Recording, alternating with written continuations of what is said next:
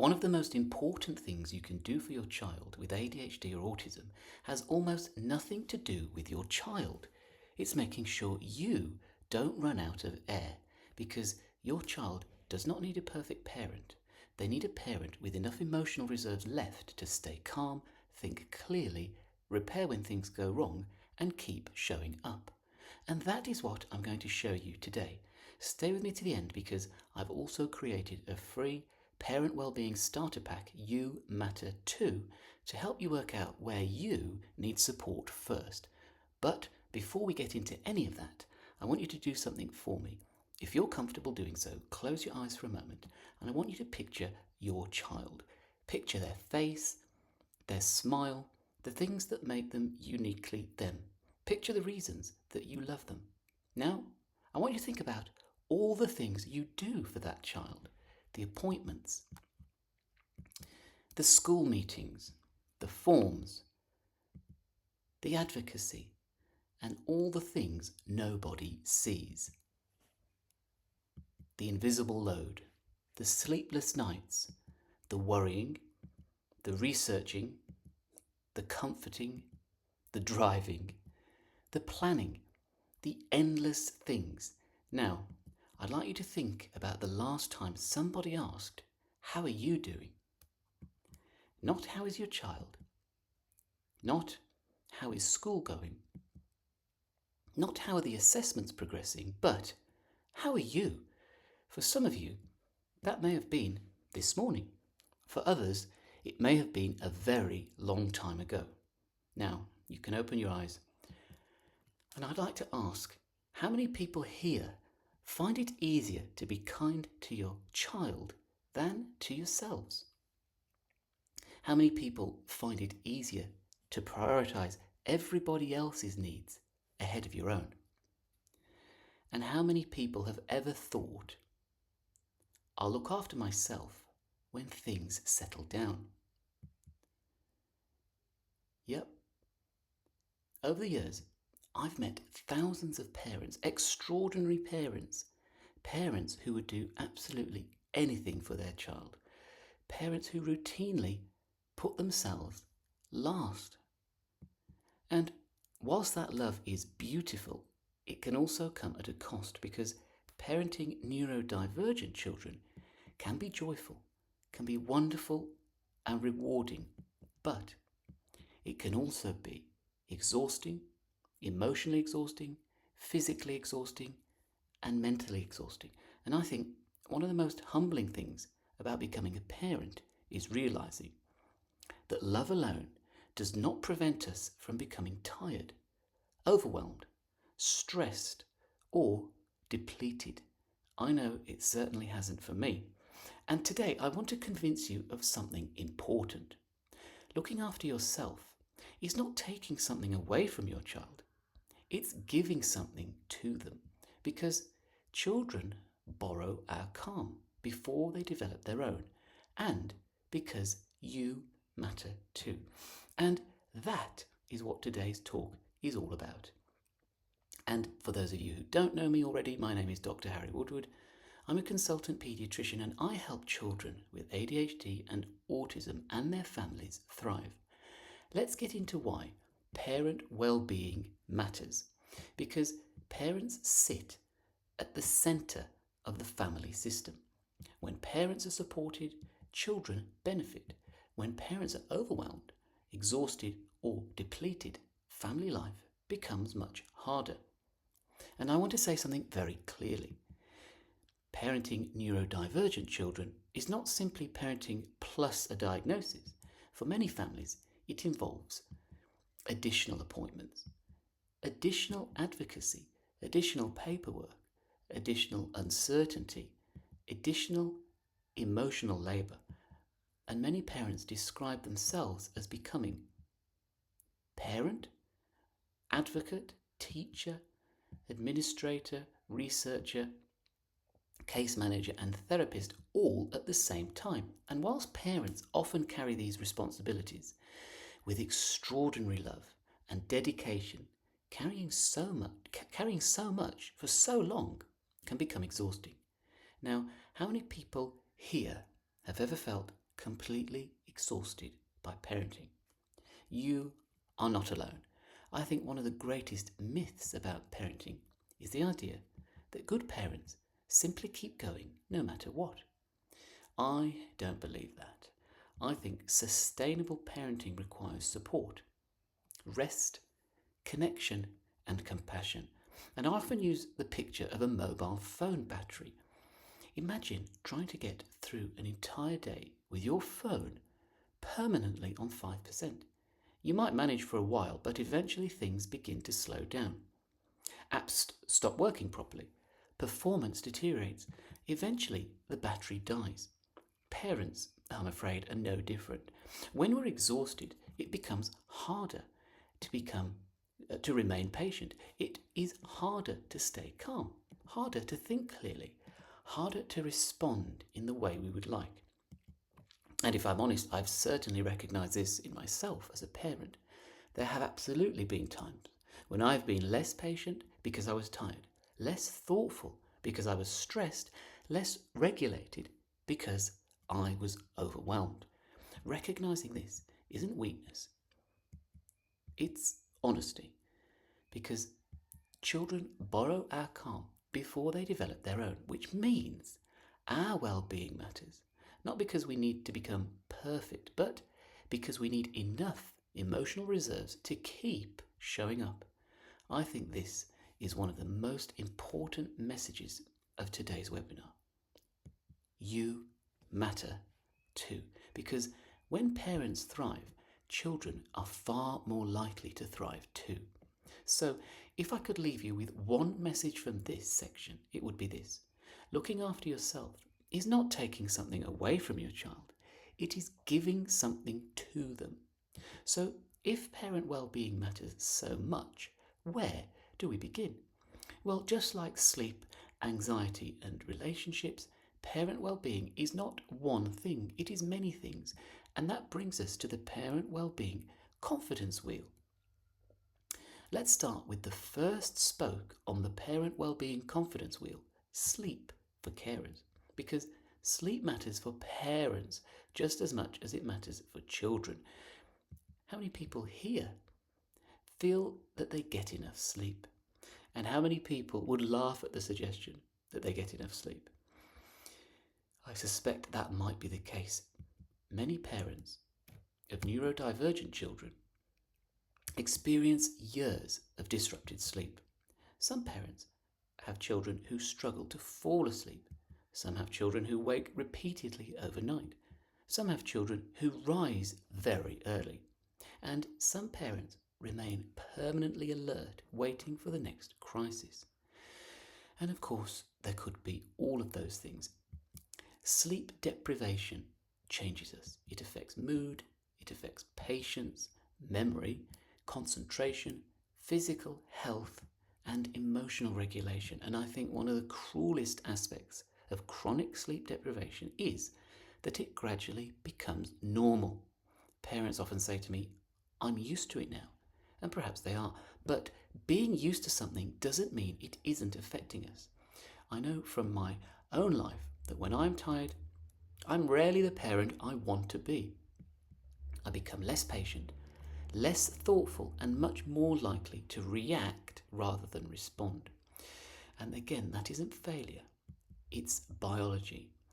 I think many parents quietly carry guilt about this. Please don't. Nobody parents well when they are chronically exhausted. Nobody. So what can help? Sometimes improving a child's sleep improves parental sleep, but sometimes parents need support in their own right, like sharing nighttime responsibilities where possible, accepting offers of help, resting when opportunities arise, and recognizing that sleep is not a luxury, it's a biological necessity. I also wanted to acknowledge something important. Some families are in survival mode. If that is you, please hear this. You are doing a better job than you think. So if I could leave you with one message from this section, it would be this. Sleep is not selfish. Sleep is essential. Which brings us to our next spoke, boundaries and expectations. Let's move on to the second spoke on the Parent Wellbeing Confidence Wheel, boundaries and expectations. Now, I think this may be one of the hardest areas for parents because many parents of neurodivergent children become so focused on meeting everybody else's needs that they gradually stop noticing their own. So, how many people here find it difficult to say no? How many people worry that putting boundaries in place somehow makes you selfish? Yes, many parents feel exactly the same. I think one of the most common things I hear is, I can't possibly take time for myself. My child needs me. My family needs me. And while that instinct comes from love, it can sometimes become unsustainable because if we say yes to everything, eventually we run out of ourselves. I remember speaking to one parent who said, I don't remember the last time I did something just for me. Everything revolved around appointments, school, caring, advocating, managing crises. The parents' needs had quietly disappeared. I think this is incredibly common. Parents often become experts at meeting everybody else's needs while ignoring their own. But healthy boundaries are not selfish. Healthy boundaries protect relationships. Boundaries might mean saying no, sharing responsibilities, protecting time to rest, limiting commitments, asking for help, or simply recognizing that you cannot do everything. I think becoming a parent has taught me something important. There will always be more that we could do. Another book to read, another strategy to try, another podcast to listen to, another form to complete. At some point, we have to accept that good enough really is good enough because perfection is not attainable and chasing perfection is exhausting. I often encourage parents to ask themselves, what are my non-negotiables? Is it sleep, family meals, exercise, time with a partner? Because protecting the things that sustain you makes it more sustainable, and sustainable parenting requires sustainable boundaries. That might mean time alone. And most importantly, please lower the bar when necessary. There are seasons in family life when survival is success. If everybody is safe, loved, and reasonably fed, you are probably doing better than you think. So if I could leave you with one message from this section, it would be this. You do not need to do everything. You simply need to do what matters most. Which brings us to our next spoke, stress. So let's move on to the third spoke on the Parent Wellbeing Confidence Wheel, the stress toolkit, because stress is inevitable, but remaining permanently stressed is not sustainable. How many people here notice that you are much less patient when you're stressed? Me too, absolutely. Stress affects every aspect of family life. It affects our mood, our relationships, our sleep, our physical health, and our ability to regulate our own emotions. I think one of the biggest mistakes many of us make is waiting until we are overwhelmed before we think about self-care. It's a little like waiting until your car runs out of fuel before looking for a petrol station. Much better to top up regularly. I often encourage parents to create what I call a stress toolkit, a collection of things that help refill your emotional reserves. For some people, that might be exercise.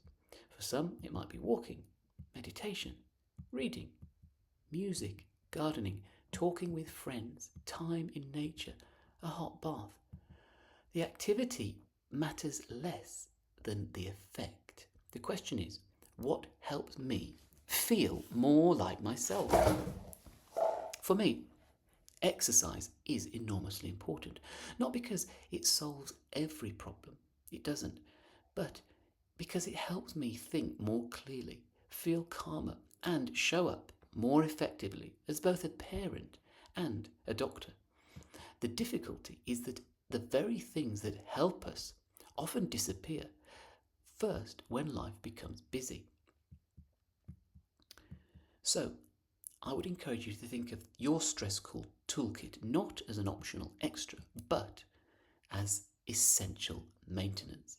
Remember, children borrow our calm before they develop their own, and we cannot lend calm if we have none left ourselves.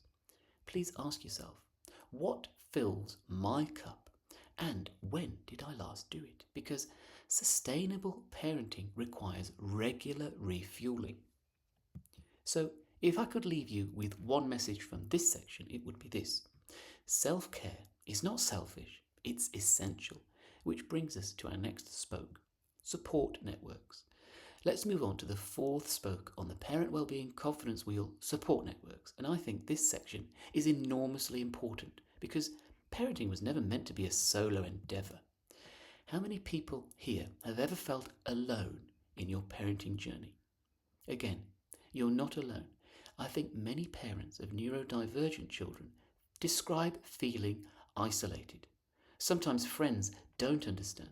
Sometimes extended family don't understand. Sometimes even professionals don't fully understand. Parents often hear comments such as, "He just needs firmer boundaries.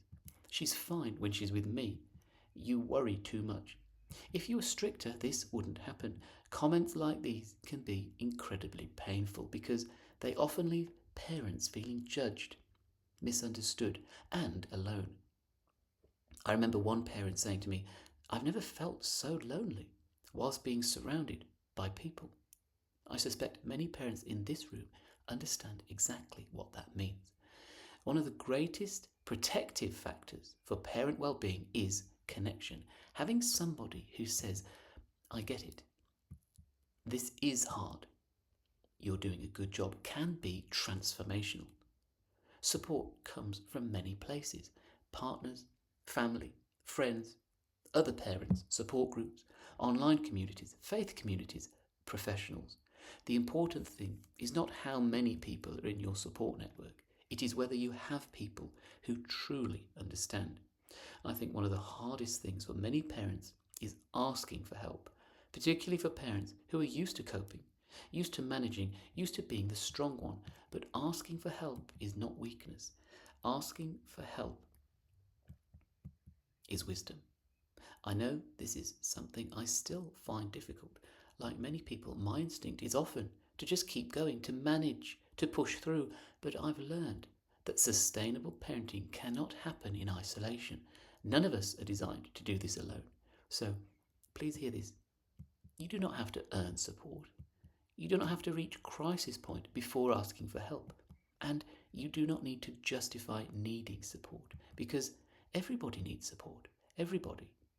I would encourage yourself to ask, who are my people? Who can I be honest with? Who fills my cup rather than empties it? And if you cannot immediately answer those questions, perhaps that becomes an area to gently work on, because connection protects us. So if I could leave you with one message from this section, it would be this: you do not have to do this alone. Which brings us to our next spoke: identity and values. I think this may be one of the most reflective sections in today's webinar: identity and values.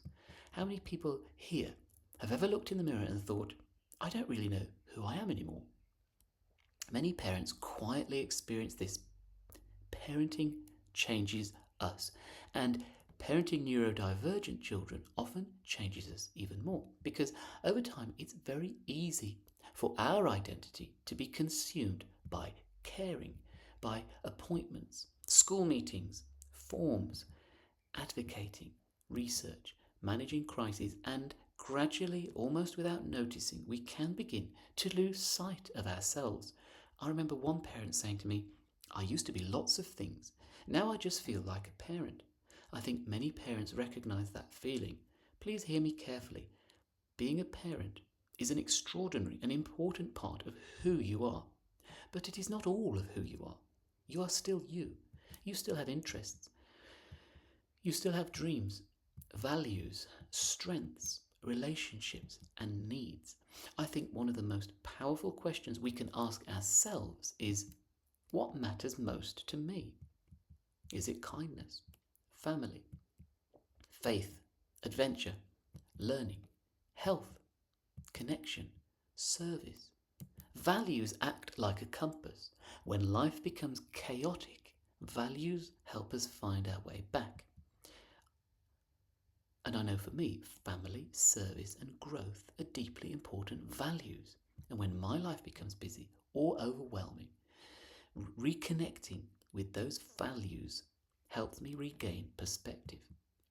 I would encourage you to think about who you were before parenthood, not because you need to become that person again, but because parts of that person may still need nurturing.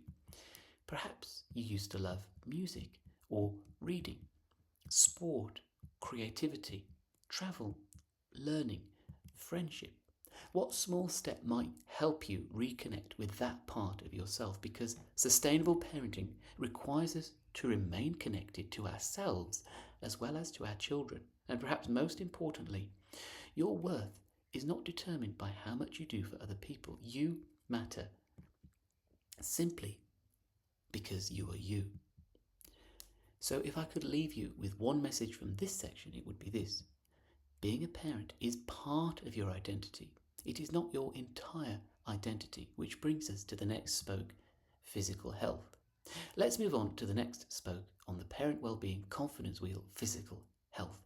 And I think this is one of the areas parents most commonly neglect, not because they don't care, but because there simply never seems to be enough time. How many people here have ever cancelled something important for yourselves because your child needed something? Most parents have. Many parents tell me, I'll get back to exercising when things settle down.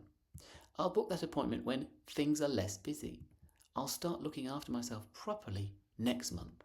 The difficulty is that for many families, things never completely settle down. There is always another appointment, another school meeting, another crisis, another form, another challenge, and before long, months become years. I think one of the biggest lessons I've learned as both a doctor and a parent is this. Our bodies keep score. Chronic stress, poor sleep, limited exercise, poor nutrition, constant hypervigilance, these things affect us physically as well as emotionally. I know that when I neglect my own physical health, I notice the difference very quickly. I'm less patient, less resilient, less emotionally regulated, and much less likely to be the parent, husband, or doctor I want to be. Again, this isn't weakness, it's biology. Now, when I talk about physical health, I'm not talking about perfection. I'm certainly not suggesting that parents need to become elite athletes. I'm talking about the basics. Sleep, movement, hydration, nutrition, fresh air, routine healthcare, small things done consistently. And research repeatedly shows that movement is one of the most powerful interventions we have for improving mood, reducing stress, and improving well-being. And the good news is that movement doesn't need to be complicated. A walk, a bike ride, gardening, yoga, swimming, dancing in the kitchen, it all counts. I often encourage parents to lower the bar. If you cannot do an hour, do 10 minutes. If you cannot do 10 minutes, do 5. Something is almost always better than nothing. I also want to gently encourage parents not to neglect their own healthcare. Attend your appointments, please. Please seek help if you're struggling. Please do not ignore symptoms because everybody else seems more important. Because you matter too. And looking after your physical health is not selfish. It is an investment in your ability to keep showing up for the people you love. So if I could leave you with one message from this section, it would be this. Small investments in your physical health can make a huge difference to your well-being, which brings us to our next spoke, time for self.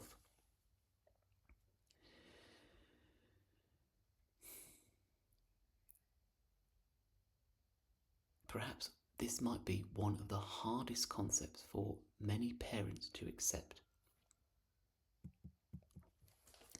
Do you feel guilty when you take time for yourselves? Taking time for yourself is not selfish. It is essential. I remember one parent saying, I can't remember the last time I did something that was just for me. Their dedication was extraordinary, but they were utterly exhausted. And many parents quietly live like this, always giving, always caring, always responding, but rarely pausing. And just as athletes need recovery after training, parents need recovery too. Now, recovery might mean reading a book, meeting a friend, exercise, music, a hobby, time alone, walking, prayer, or simply drinking a hot cup of tea while it's still hot. Sometimes it really is the little things. I know from my own experience that taking time to exercise, think, reflect, or simply have some space makes me a better parent. Not a worse one, a better one. Because when we refill our own cup, we have more to give. I think one of the greatest acts of self-compassion is giving ourselves permission to matter, permission to rest, permission to recover, permission to have needs. Please hear this. You are allowed to have needs, and meeting those needs is not taking something away from your family. It is strengthening your family. So if I could leave you with one message from this section, it would be this. You do not need to earn rest. Rest is a human need, not a reward, which brings us to our final spoke, self-compassion. I think this may be one of the most important spokes on the entire Parent Wellbeing Wheel, self-compassion, because many parents are extraordinarily compassionate towards everybody except themselves. So how many people here speak to themselves in ways they would never speak to a friend? Yes, me too. Parents often tell themselves, I'm failing. I should be doing more. I should be coping better. I'm getting this wrong. I wonder how many people have had thoughts like that. I certainly have. I think parenting is profoundly humbling, and parenting neurodivergent children perhaps even more so, because despite all our love, all our knowledge and all our effort, there are still days when things are hard, very hard. There are days when we lose our temper, days when we say the wrong thing, days when we feel overwhelmed, days when we wonder whether we are good enough. I want to tell you something. Those moments do not mean you are failing. They mean you are human. I often ask parents a simple question. If your closest friend came to you exhausted, overwhelmed, and in tears, what would you say to them? Would you say you're useless? Try harder? Everybody else seems to manage? Of course not. You'd probably say, this is hard. You're doing your best. Be kind to yourself. My question is, why do we struggle to offer ourselves the same compassion? I think one of the greatest gifts we can give ourselves is recognizing that perfection was never the goal. It never was. The goal is sustainable, connected, compassionate parenting. I know there have been many moments in my own parenting journey when I have got things wrong. Moments when I've reflected and thought, I wish I'd handled that differently.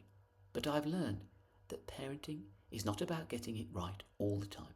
It's about continuing to show up, continuing to learn, continuing to repair. Progress, not perfection.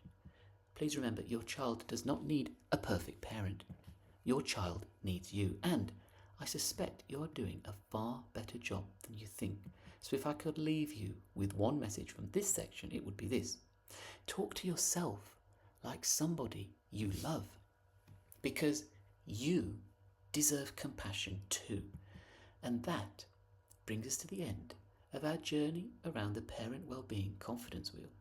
So as we come towards the end of our time together today, I'd like you to look back at the Parent Wellbeing Confidence Wheel one last time. At first glance, it can feel overwhelming. 8 spokes, 8 areas of well-being, 8 opportunities to begin caring for yourself. But I don't want you to leave today thinking that you need to work on all 8. You don't. In fact, I'd strongly encourage you not to try. Instead, I'd like you to think about yourselves just for a moment. Not your child, not school, not appointments, not assessments. You. Look at the wheel. Without overthinking it, point to the spoke that feels most relevant to you right now. Keep your finger there. That's your starting point. Not 8 spokes, 1. Just 1. Because well-being is not rebuilt overnight. It is rebuilt one small step at a time. One early night, one walk, one conversation, one boundary, one act of self-compassion. That is how parents move from surviving to thriving, one spoke at a time. And before you leave today, I'd like to ask one small favour. Please take out your phone and scan the QR code on the screen. When you scan the code, you'll receive my Parent Wellbeing Starter Pack You Matter Too. Inside, you'll find practical tools designed to help you care for yourself as well as your child, including the Parent Wellbeing Confidence Wheel, which we've been going through today, a stress toolkit builder, a support network map, a values exercise, a self-compassion guide, and a sustainable parenting planner. And practical strategies you can begin using today. No pressure, no obligation, just support, because whilst your child matters enormously, so do you. One final thought: if you forget everything I've said today except one thing, I hope it is this: you matter too. Your needs matter, your well-being matters, your relationships matter, your hopes matter. Please be kind to yourselves. Celebrate the small wins. Lower the bar when you need to. Accept help when it is offered. Rest without guilt. And remember, your child does not need a perfect parent. Your child needs you. And I suspect you're doing a far better job than you think. Thank you very much. It has been a privilege to spend this time with you, and I wish you every success on your journey from chaos to confidence.